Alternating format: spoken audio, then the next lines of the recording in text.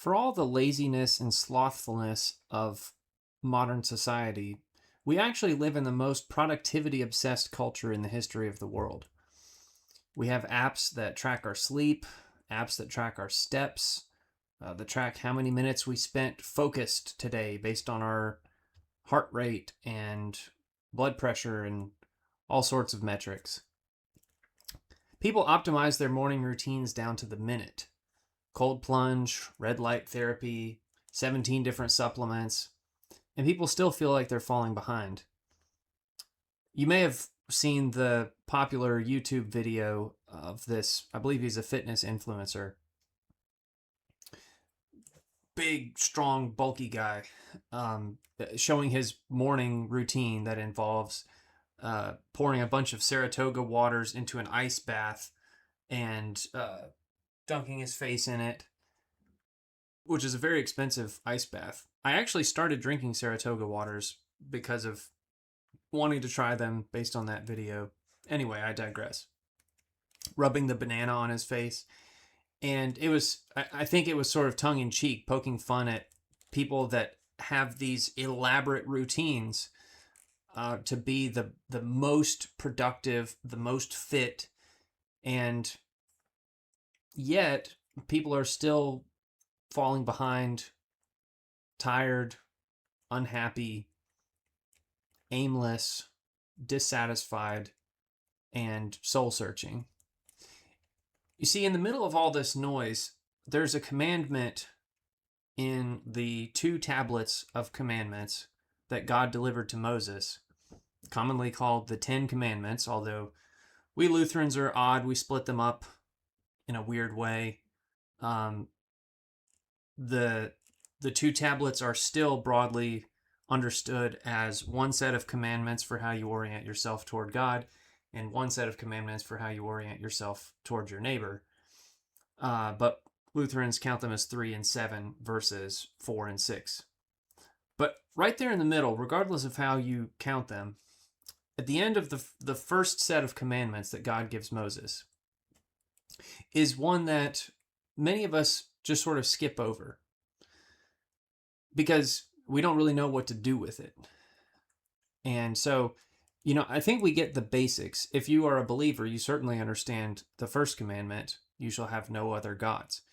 Now, we probably need to do some episodes on idolatry and what that looks like in modern day, where we don't necessarily have wooden figures on the mantle that we pray to, but we have look, I'm a football fan. We have the Lombardi Trophy. We have the Stanley Cup.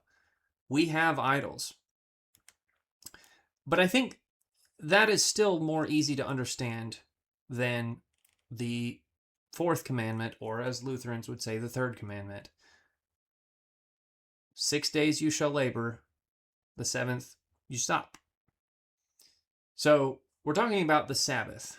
And this week we're going to talk about how the Jews practiced it, how Christians have wrestled with it for 2,000 years, and we're going to look at some key passages in terms of Jesus' approach to the Sabbath and what we do now that Jesus has declared himself Lord of the Sabbath and sort of given us a new model. And what do we do with that? We're going to look at some very different voices. Of course, we have to go to, I'm a Lutheran, so we have to go to our old Uncle Martin, Mr. Luther himself, and look at some of his ideas expressed in the Catechism and other writings. And more recently, we have to examine the final writings of the great Christian martyr Charlie Kirk, because this was the subject of his final book, which was titled Stop in the Name of God. And it was all about the importance of keeping the Sabbath. So these are very different approaches, but I think Charlie's heart was in the right place. And this is an important topic. And we're going to talk about something that I've started calling I like to think of as work-rest balance rather than work-life balance. That's such a like modern lib type thing, work-life balance. And you have HR departments and corporate leadership talking about this kind of stuff. Remember to be mindful, take care of your mental health, have a work-life balance.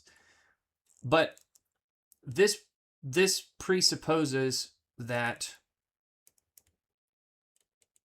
you have your work, and then you have your life, which is all about fun stuff and yourself and satisfying your desires. And work is where you restrain those desires just so that you can make the money to go and satisfy those desires. So a lot of this hits home for me because I do have a tendency to overstretch myself. And I'll be honest, you may have noticed that some of my delivery is a little more smooth. I have been using Perplexity AI to help me prepare script. Now, of course, I'm not just reading this verbatim off of a script, but just helped me organize my thoughts, and I can kind of scan through as I go. And this really cuts down on a lot of the prep time, because when you are working 45, 50 hours a week at a job that is 45 minutes to over an hour from home, depending on what part of the adjacent county I'm in, and you have a son who is 10 and very active in various activities, and you have aging parents that you are trying to handle things for, you have a mortgage, you have things to keep up with around the house, landscaping, you're in school, online. Trying to manage a podcast on top of that can be a lot. So, I certainly understand having a week that just feels like a grind all the time. So this isn't an abstract academic exercise for me. This is personal. And that's what we're going to talk about on this week's episode of Luke Up, Work and Rest.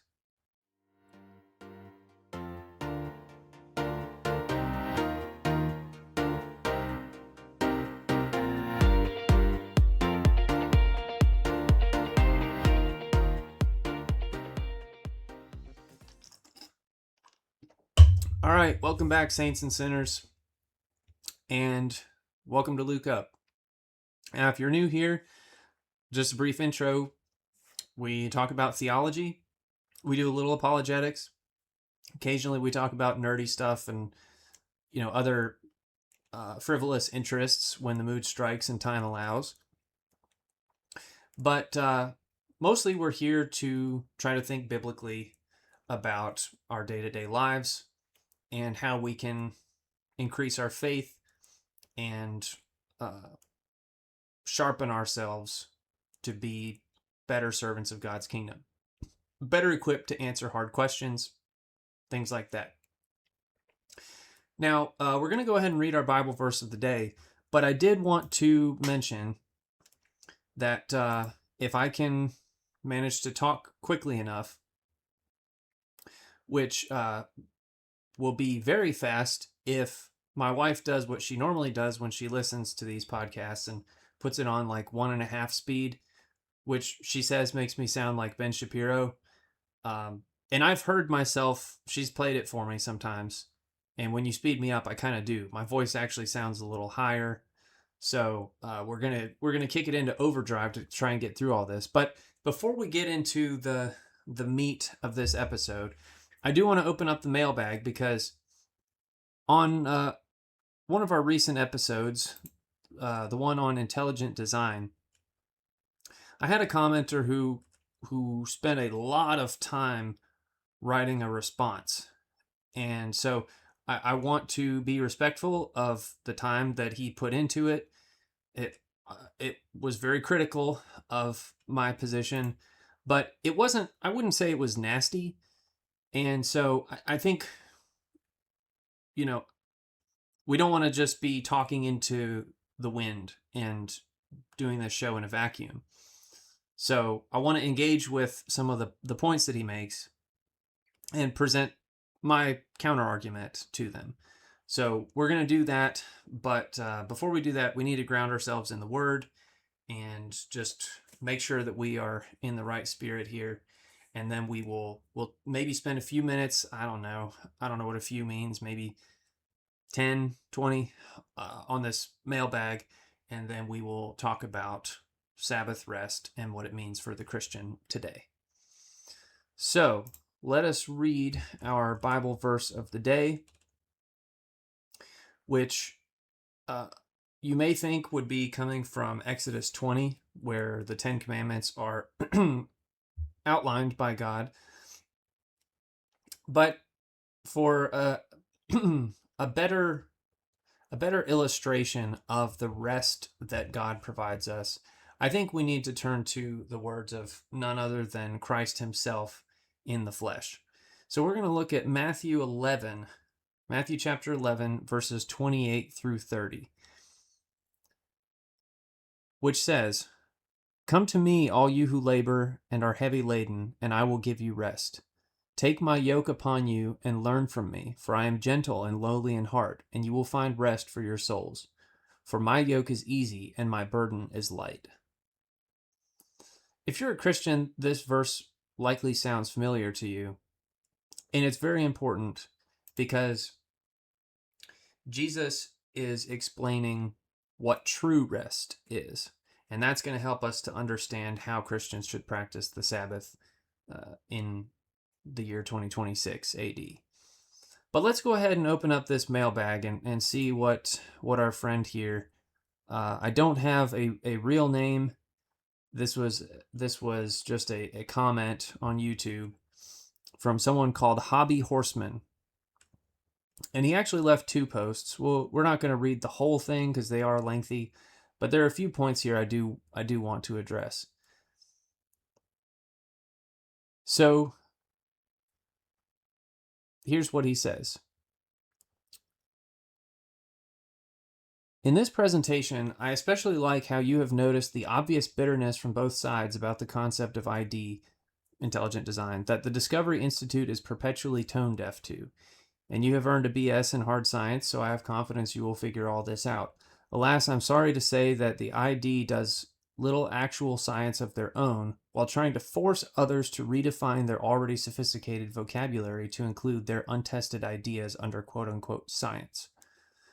This is about as disingenuous a position as it can get. This common weak feedback from professionals is a reflection of its rather lame history in the public sphere, and the reality that 1. ID fails as a science by writing long papers but never actually testing anything and thus avoiding the realities of an empirical quest. They prefer incredulity quest. And 2, ID fails as religion as it refuses to define anything as being religious. The quote-unquote designer, the supposed protagonist with agency, is thus a quote-unquote zombie deity, leaving one with only a vague, unsupported philosophy. One cannot form any empirical hypothesis that describes how to test what refuses to be defined. Insanity incarnate. Okay, Mr. Horseman. Once again, I appreciate you taking the time to write this out. But I really want to address your point here that intelligent design fails as science and it fails as religion. Well, I would contend that it's not claiming to be a science unto itself, and it's not claiming to be a religion. It's more of a philosophy. So intelligent design is about using science, which is a tool that has limitations to what it can do. And it is using this tool because most of the prominent thinkers in the ID movement are chemists and microbiologists. So the people that are touting this philosophy are scientists who are classically trained and very educated. They have very much studied Darwinian evolution. They understand cellular biology to a level that I certainly don't. These are actual scientists. They're not proposing a new science. They're using their own education to make observations about the nature of the universe. And as scientists, they are equipped to point out the limitations of science. And so your contention that they never test anything, well, that's not what philosophy does. And as I argued in the video, in the full-length episode, questions about the nature of God are philosophical questions, not scientific questions. Because once you trace the material back to its inception, which again, science points to a singular explosive event from which the universe expanded, which we call the Big Bang. Once you trace it, once you use science to trace the universe back to its beginning, you can no longer use science. But that doesn't mean that you can't use philosophy while you are doing science. In fact, you have to use philosophy while you do science. The scientific method is built on a philosophical premise that there is objective truth, which I talked about in the episode before this one. There is objective truth, and you can know it. And you can use the tool of science to learn objective truth. Now, your second point here, that ID fails as religion, again, it's not trying to be a religious movement. Now, most of the people in this movement do profess some theistic faith. Michael Behe is Catholic. Stephen Meyer, I believe, is a non-denominational Christian. But they don't claim that intelligent design as a movement teaches you about what type of liturgy you ought to have or what the sacraments are. So I don't agree with your premise that it's failing at its intended purpose. Religion has to be built upon the supernatural. Otherwise, you are just doing what the pagans did in antiquity, and you're worshiping a wooden statue. God must be transcendent. And so, as a Christian, I believe that he has revealed himself to us originally by speaking to select people and forming a nation of priests, the nation of Israel, and ultimately by entering his own creation in the person of Jesus Christ and doing something specific for us that would leave a written record, which we have called the Gospels. Okay, so let's look at some of his other comments here.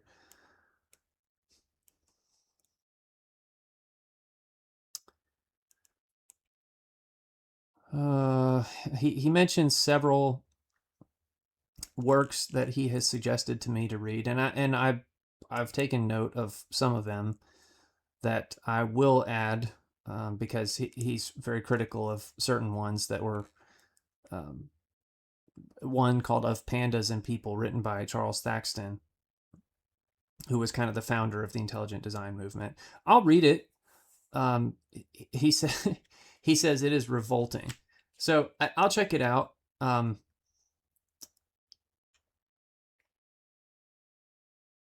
Okay. So further down, he says, as a philosophy, which is a tack you seem to be pursuing, ID doesn't do much for me, but that is mostly because I have fully understood the spectacular power of biological evolution since 1975. So I can find refuge embracing the physical facts of nature, general revelation prima facie. The diversity of life is not a mystery all in, but of course, there are still many mysteries. In chemistry, we see molecules self-assembling all the time, so abiogenesis seems easily possible in a manner we may never fully understand. That's just a guess. Okay, but Mr. Hobbyhorse or whatever your name is, you've given up the game. You say abiogenesis seems easily possible in a manner we may never fully understand. That's just a guess. What you're acknowledging is that you are putting your faith in something that you can't understand. And that is a theistic position. At a certain point, you realize that there's only so much that you can know. But I don't. So you claim that you have fully understood the spectacular power of biological evolution since 1975. I assume that's when you first had a class on Charles Darwin and the theory of evolution. But you can't fully understand something that is not fully intelligible. There are so many holes in Darwinian evolution. Now, I know in your other comment, you made a point that, oh, you shouldn't use the term Darwinism. No one uses that. Okay, well, I understand what you're trying to do there is by detaching the man from the theory, you are trying to give it a veneer of scientificness that it doesn't have on its own merits. So yeah, we call it Darwinism because it was the idea of a man named Darwin, which has not stood the test of time. And yet it's been propped up in the universities without sufficient evidentiary support for it. And there's always some new scramble to deal with more discoveries in chemistry and microbiology to explain how something that is statistically impossible, that is mathematically impossible, could occur. And not just occur, but occur without intervention. So then he has a jab about young Earth creationists, which, that's fair. I have plenty of critiques of them. So here's his conclusion. I'm also okay with theologically saying God created everything, that is to say, every atom and energy, all of it, as an act of faith. But claiming that biological evolution does not occur, mostly for anal retentive emotional reasons, and using this negating claim to try to argue some sort of positive claim, to polish this turkey by claiming intelligent design replaces it, that is not a very intelligent argument of any kind. It is instead wildly disingenuous and a distraction to the ethical and moral goals of real faith. Okay. So here's what I think that this gentleman is trying to do. And it's I want to do as Martin Luther says in the Catechism and put the best construction. My inclination is to think that this is actually very sinister. Because a lot of Christians buy into this line of reasoning that, well, okay, you can have your faith and just believe in whatever kind of sky daddy you want to, but don't play in science because that's our realm. That's the realm of the scientists. But science is not. I understand that in the modern West, science has become very much an oligarchy dictating to the masses what the dogmas are going to be. That's certainly not how it was intended. I can question whatever the heck I want to. So you don't get to tell me that, oh, you can believe in your silly God with your faith and stuff, but don't try using our science to provide evidence for his existence. That's what it sounds like you're saying. And, this idea claiming that biological evolution does not occur, mostly for anal retentive emotional reasons, and using this negating claim to try to argue some sort of positive claim.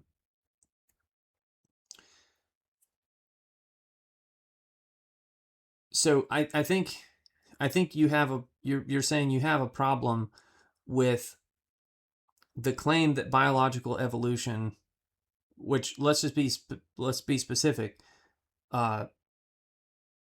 macroevolution, claiming that macroevolution does not occur.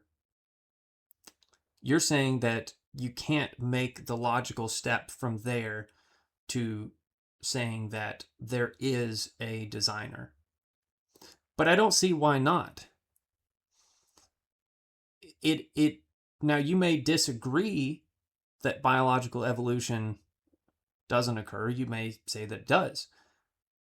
But it is perfectly logical to suggest that, well, if the accepted mainstream mechanism, atheistic mechanism for the existence of life doesn't work, then it is possible that there is a theistic explanation. But what you want to do is say, well, we may just never fully understand the science. And this is why Frank Turek often says, I don't have enough faith to be an atheist. Because you just think that, oh, well, science will figure it out. There is some rational atheistic explanation for the existence of the universe and life. And you just got to give it time and we'll figure it out. And you axiomatically exclude the possibility of a creator. So, yeah, it is reasonable to suggest that if your explanation doesn't work, mine might be better because I don't accept your premise. Now, sure, it's theoretically conceivable that all theists could be wrong. But you don't just get to exclude them from the conversation because they haven't accepted your hidden, sinister premise. All right. So, a little bit more here, and then we'll get into the main point of the episode.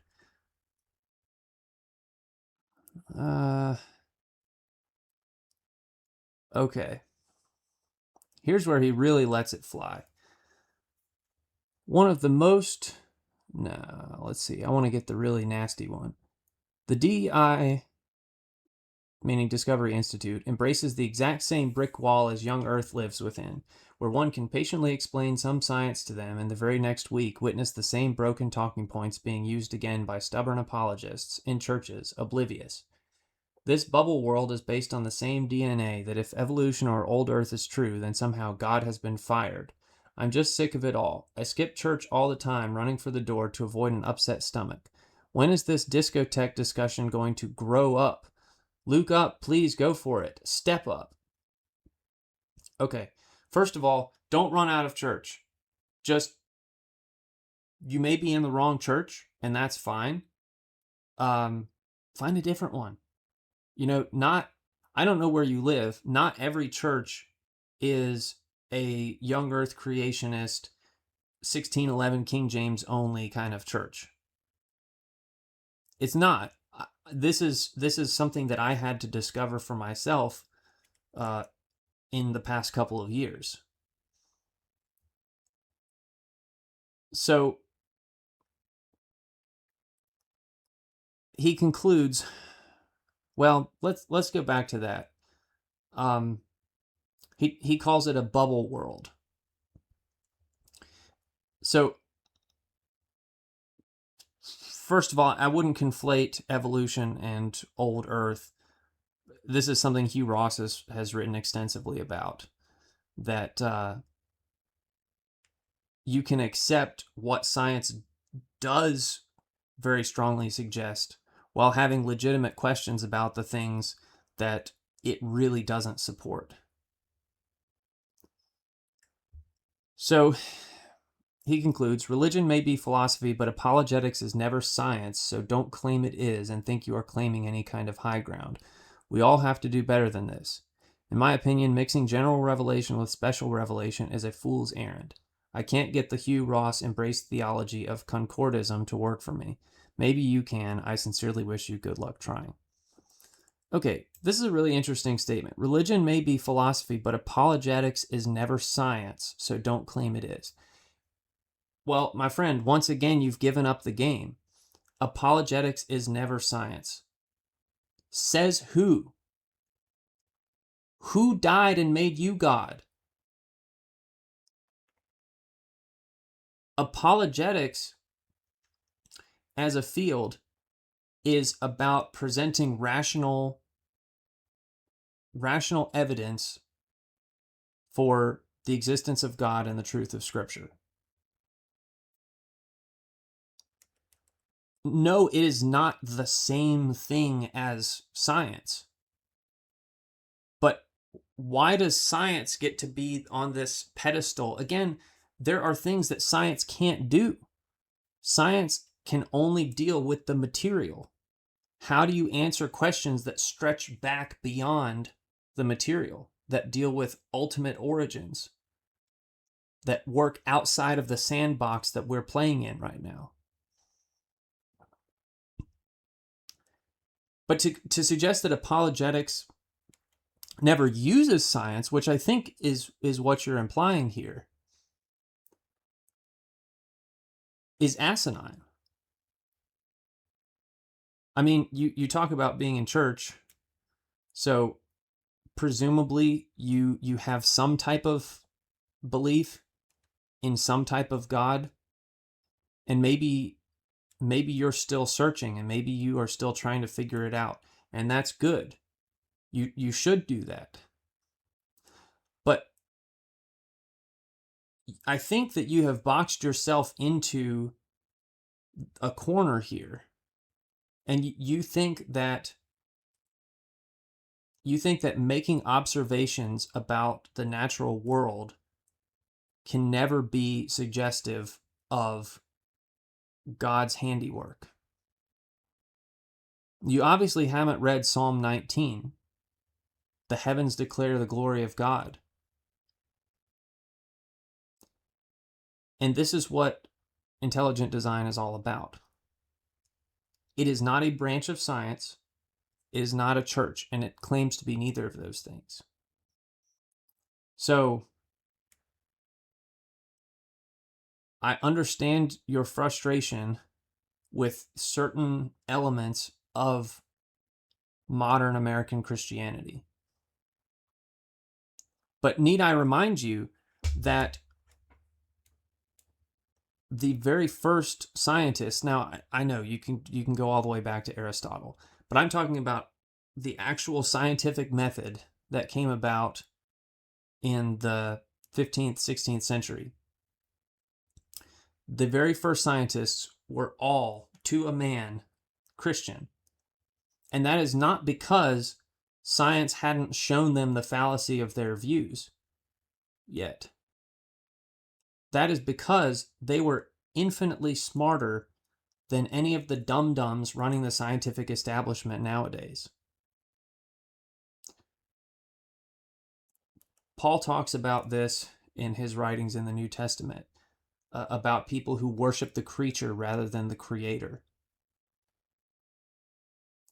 And this is nothing more than idolatry.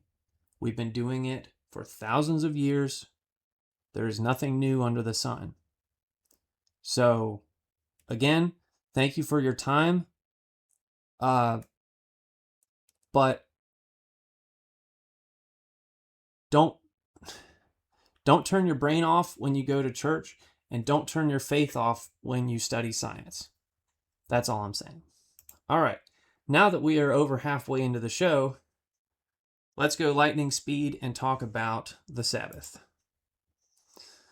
All right. So to recap, Bible verse of the day, Matthew 11, verses 28 through 30. Jesus says, "Come to me, all you who labor and are heavy laden, and I will give you rest. Take my yoke upon you and learn from me, for I am gentle and lowly in heart, and you will find rest for your souls. For my yoke is easy and my burden is light." Notice, he doesn't say, "Come to me and I'll make you more productive." He doesn't say, "Come to me and I'll help you optimize your timesheet or your sales or whatever." He says, "Come to me and I will give you rest."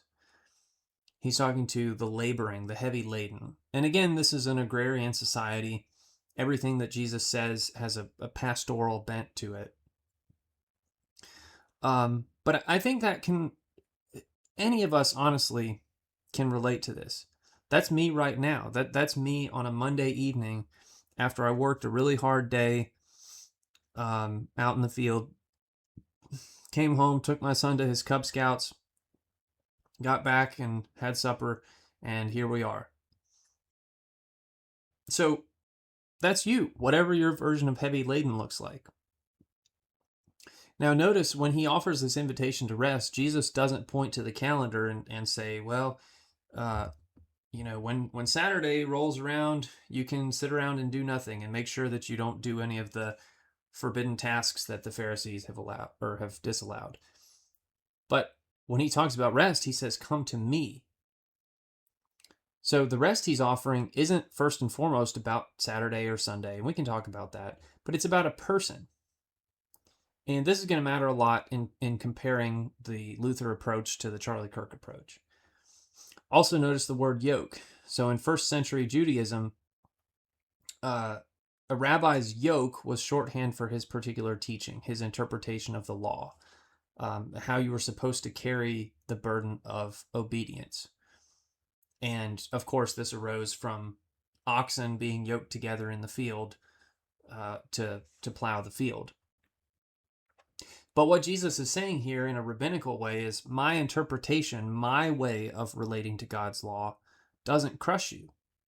It's fitted for you. It's properly built. It doesn't chafe.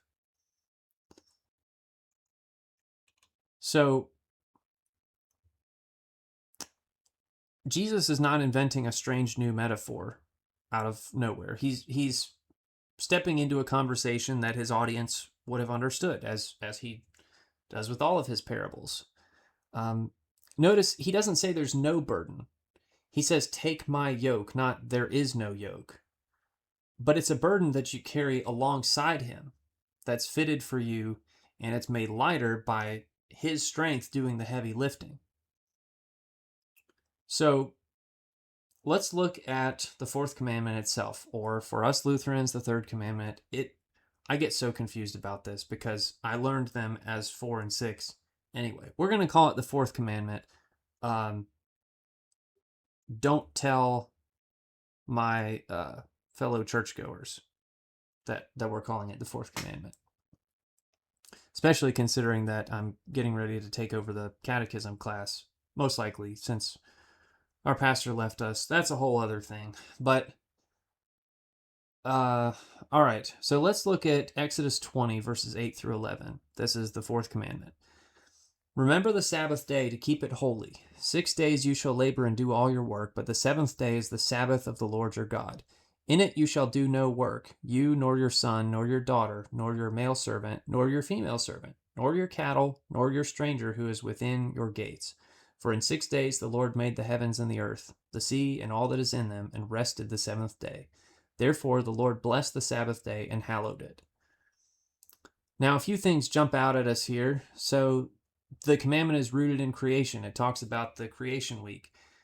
And God didn't rest because he was tired. He's omnipotent. He he rested because he was done.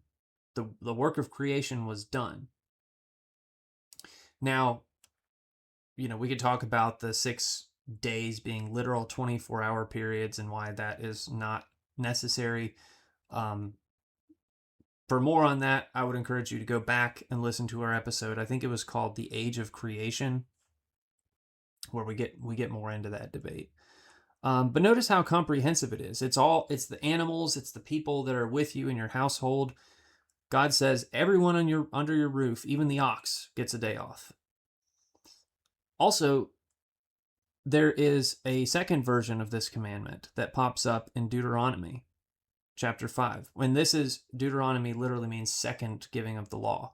And so Moses restates the law to the new generation as they're entering the promised land. And Deuteronomy 5:15 says, "And remember that you were a slave in the land of Egypt, and the Lord your God brought you out from there by a mighty hand and by an outstretched arm. Therefore the Lord your God commanded you to keep the Sabbath day." So in Exodus, it's grounded in creation. God rested, so you rest. But in Deuteronomy, it's grounded in redemption. Because you were slaves, and slaves don't get rest. So now that I freed you, you get to rest. Rest is a sign of freedom. So how did the Jews practice this? And this is where it gets complicated. By the time of the Second Temple period, Jewish law had developed a very detailed system around Sabbath observance.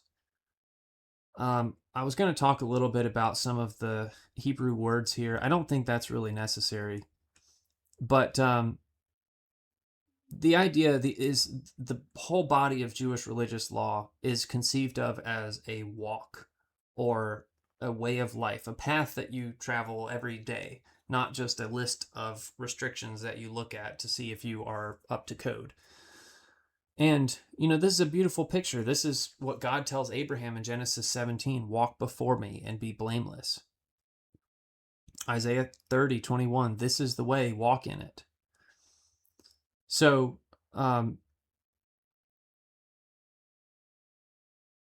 there is a word that is used throughout Scripture that is a generic, kind of burdensome, grinding kind of labor, used for the forced labor of the Israelites in Egypt.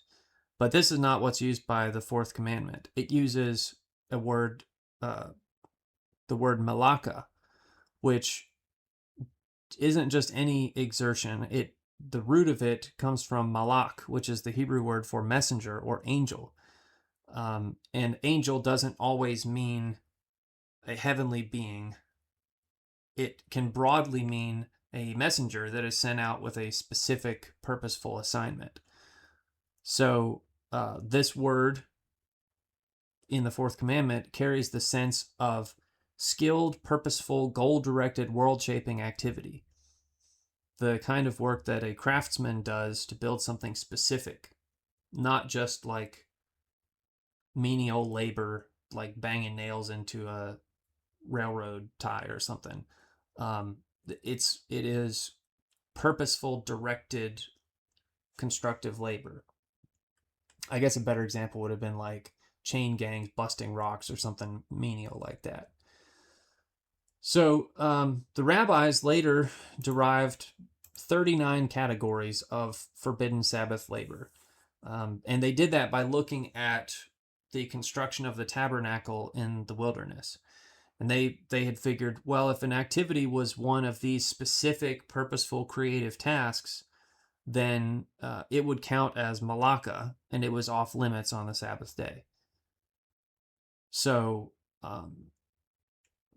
they came up with things like sowing, plowing, reaping, baking, writing, kindling a fire, carrying an object from a private domain to a public one.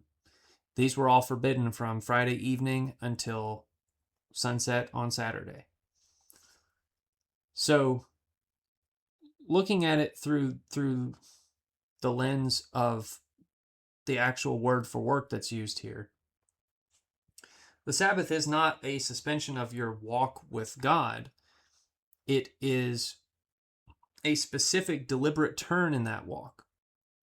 A day where you set aside the purposeful world-building labor that changes things, um, so that the walk itself is the focus. So you keep walking, but you stop striving. I guess you could put it that way.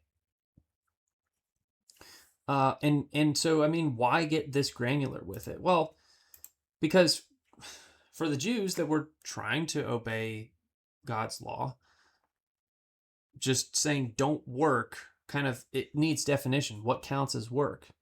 And they wanted to build what they called a fence around the Torah, these extra precautions so that you wouldn't even come close to violating one of the commandments. And, they got extreme with it. So, but they didn't, as tight as they were in their restrictions. In Jewish thought, Shabbat or Sabbath isn't primarily considered a burden. It is often described as a bride or a queen, Shabbat Hamalka, the Sabbath queen. And you welcome this in with candles and a blessing on Friday evening. And it's viewed as a taste of the world to come, like a new Eden, this paradise of rest and no struggle that happens every week. Not a prison that keeps you from going out and doing stuff like updating spreadsheets and sending emails. Those things don't bring you closer to God. So it's not an impedance of your productivity. It is a reframing of your mind. It's a reset button. So that's an important corrective for us, because when we hear 39 categories of forbidden labor, we tend to think legalism and burden and overbearing and Phariseeism. Now, yes, Jesus does critique their application, but the heart was not ever about how much can I get away with. It was how do I build a weekly space where I stop being a producer and I focus more on being a worshiper, on getting myself attuned to the holy God. So there were some things that families traditionally did, and still do in the modern day. I've learned a lot about this from Ben Shapiro, that they don't do electronics, they don't do any work. They are at home. They're just with their families, and they pray. And it's not even about like family activities. It's really just about bringing your family closer to God. So let's look at how Jesus relates to all this. And I know we gotta speed it up. I'm keeping my eye on the timer here. All right, first I need some more fiber soda. Okay. So as Christians, the important question is, how does Jesus relate to all this? So he's criticized by the Pharisees because he and his disciples are walking through a grain field on the Sabbath, and they pluck some heads of grain. And the Pharisees say, "Look, see, your disciples are working on the Sabbath. Why do you let them do what's not lawful?" And Jesus says, this is in, it's recorded multiple places, but you see it in Mark chapter 2, verses 27 and 28. Jesus says, "The Sabbath was made for man, and not man for the Sabbath. Therefore, the Son of Man is also Lord of the Sabbath." He talks about that in Matthew chapter 12. So that's huge. And this would have been a radical idea for them, that the Sabbath was made for man as a gift, a mercy, something that serves human flourishing, not something that crushes us down and is, like a burden to us. Not something that makes our lives harder because we get behind in our work, but something that makes our lives better because we are reorienting ourselves toward God. So when he makes this claim that he is Lord of the Sabbath, What he's saying is he has the authority to define what the Sabbath actually means and requires, because as God the Son, he's the one who instituted it in the first place. This was one of many claims that the Jews were very upset by. And, if he had not been God, it would have been blasphemy. So Jesus, he heals a lot on the Sabbath. John chapter 5, the man at the pool of Bethesda. Luke 13, the woman that has been bent over for years. Mark 3, the man with the withered hand. And every time he heals on the Sabbath, the Jews are there, the Pharisees are there to criticize him and say, aha, look, you are doing what's not lawful. And his defense is always, is it lawful on the Sabbath to do good or to do evil, to save life or to kill? So, here's the theological hinge. Jesus doesn't abolish rest. He just reorients the whole conversation around himself by claiming to be the fulfillment of that rest. And Hebrews chapter 4 is explicit with this. In Hebrews 4, 9, and 10, it says, there remains therefore a rest for the people of God. For he who has entered his rest has himself also ceased from his works as God did from his. And so the word there, sabbatismos, literally a Sabbath keeping, it only occurs once in the New Testament. And the argument is that the Sabbath rest is not this 24-hour period anymore that's locked in and is temporal. It's resting from self-justifying works and resting in what Christ has already accomplished for us. So this is the theological turn that sets up all of Luther's writings. So let's move into Luther, because I know we're running out of time here, and I really want to talk about the Reformation approach, Luther's writings on it, and then we're going to talk about Charlie Kirk a little bit, and then I know we got to wrap up. So Martin Luther's view of the Sabbath is sharper and is actually kind of countercultural. And this is from the Large Catechism. He says, as regards this external observance, this commandment was given to the Jews alone, that they should abstain from toilsome work and rest so that both man and beast might recuperate. So for Luther, this was a ceremonial external command that was given to the Jews. But for the Christian, there is a spiritual command. He doesn't say, therefore, you can just kind of forget about resting and forget about worship and just do whatever you want because you're not under the law. He doesn't say that. He says that the real ongoing spiritual meaning of keeping the Sabbath holy, he says, to sanctify the holy day is nothing else than to be occupied in holy words, works, and life, that we occupy ourselves with God's word and exercise ourselves therein. So for him, it was never about inactivity. It was about reframing and making space for God in our lives. This is why he's comfortable with Christians worshiping on Sunday, not because Sunday is now the new Saturday, and because Christ rose on Sunday, and therefore, boom, this is the new day, and you must do it on this day. He favored the Lord's Day because it was a useful custom, and if people could only afford to not work for one day a week, which was the case even in Luther's day, it just made sense that Christians were worshiping on the Lord's Day, and so that's what the Sabbath is all about. So, and he leans heavily on Paul in Colossians 2, verses 16 and 17, which says, so let no one judge you in food or in drink, or regarding a festival or a new moon or Sabbaths, which are a shadow of things to come, but the substance is of Christ. So for Luther and the broader Lutheran and Reformed traditions, the shadow language here is important.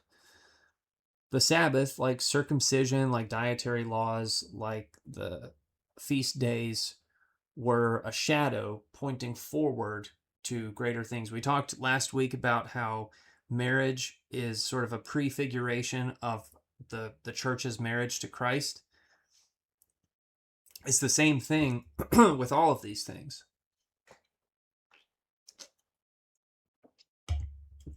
Now, people have taken this and run with it in a lot of different ways. You have the um, Seventh Day Adventist, and people that get really hardcore about Saturday Sabbath and here's what it's for. And I would encourage those people to read Luther's Catechism.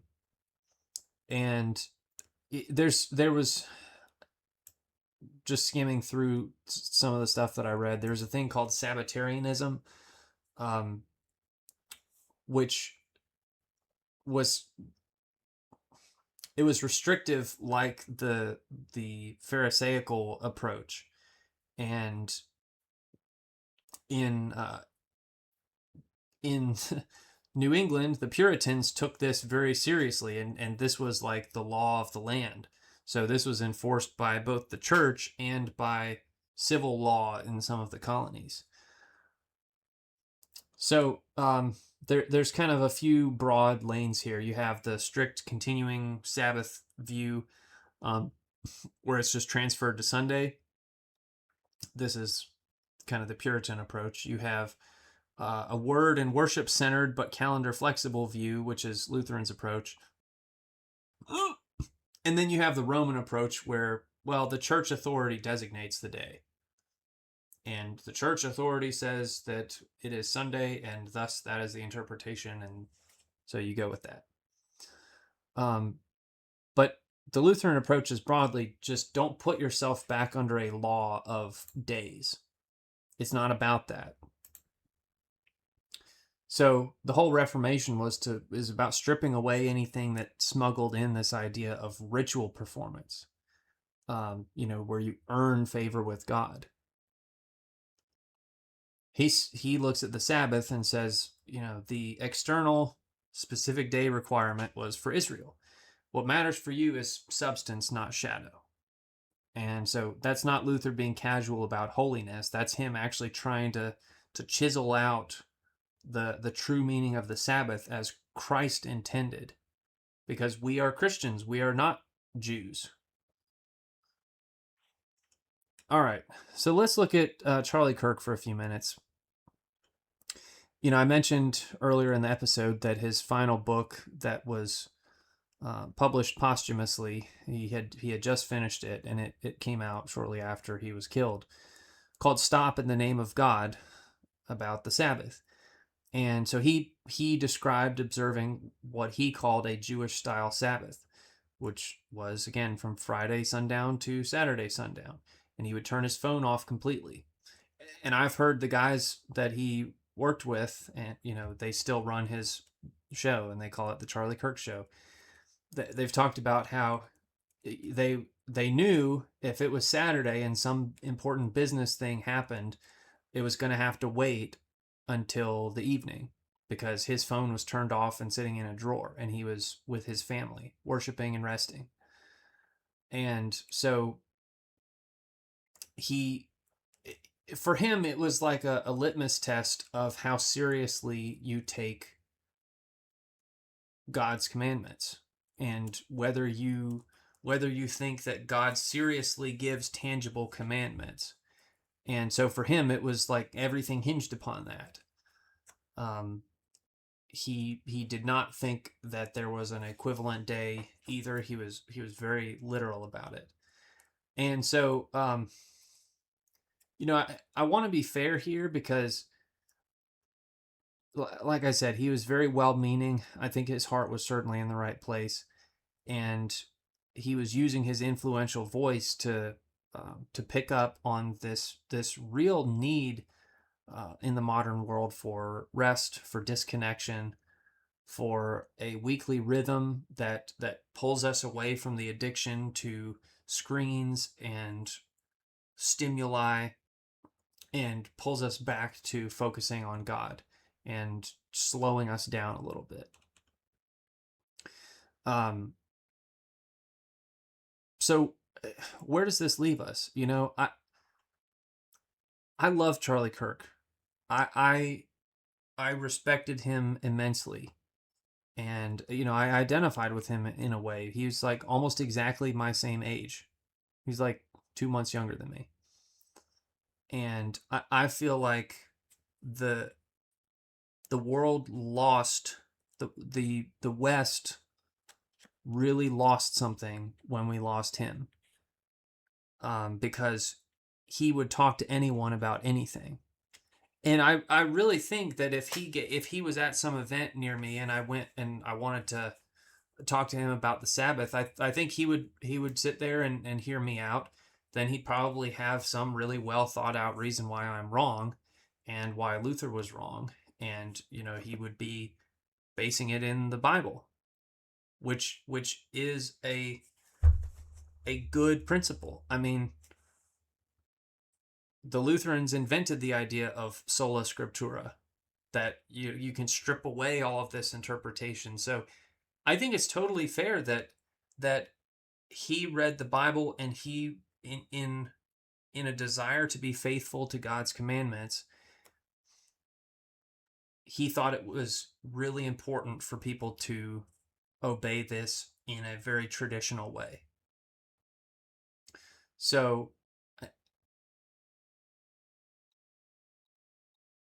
I don't believe that it is binding for us to observe the Sabbath and the restrictions on doing anything on a Saturday in precisely the same way. I do tend to think that what's important is spending time with, as Lutherans emphasize, word and sacrament.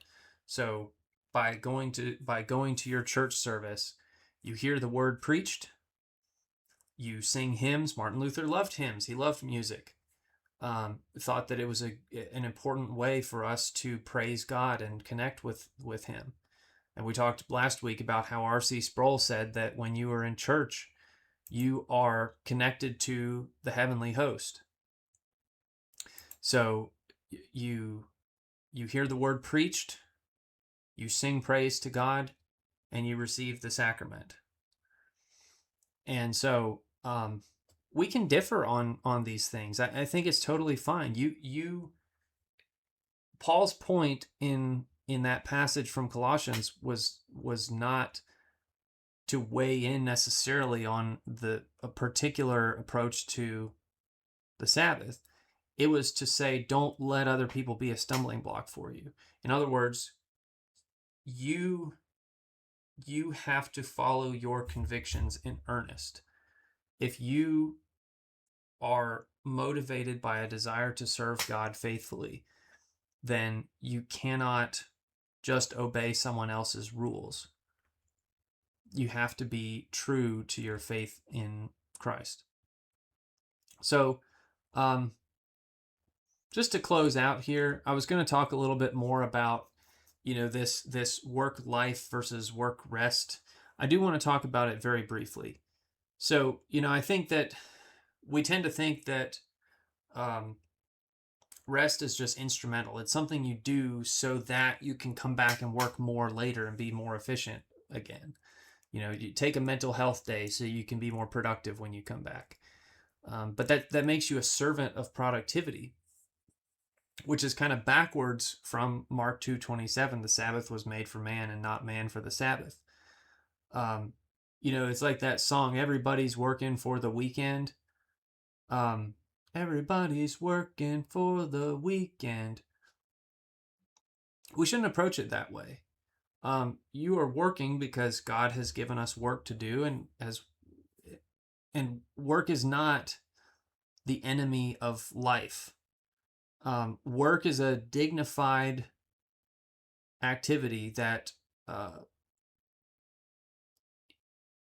is bearing of the image of God. God worked. He created. And so we are made in his image. We work. Work is good. God gave work to Adam in the Garden of Eden. Work is only hard now because we live under a curse.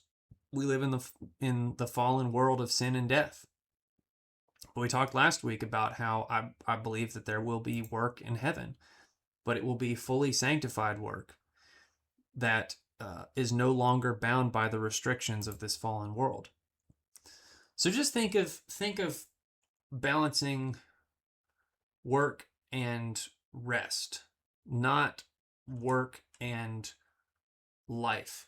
You're not working to save up money so that you can do fun stuff. You're working because the work itself is good, and you rest because focusing on God is very important. So just to kind of tie this all together, let your work be worship too. You don't need to escape your job to have real life. Just Monday through Friday, be the same person in the world that you are on the Sabbath. Just be a Christian wherever you go. Honor God through your work and through your rest. You are not God. You do need rest. You're a dependent creature. And when we let go of this need for our own productivity, it also helps us realize our dependence on God.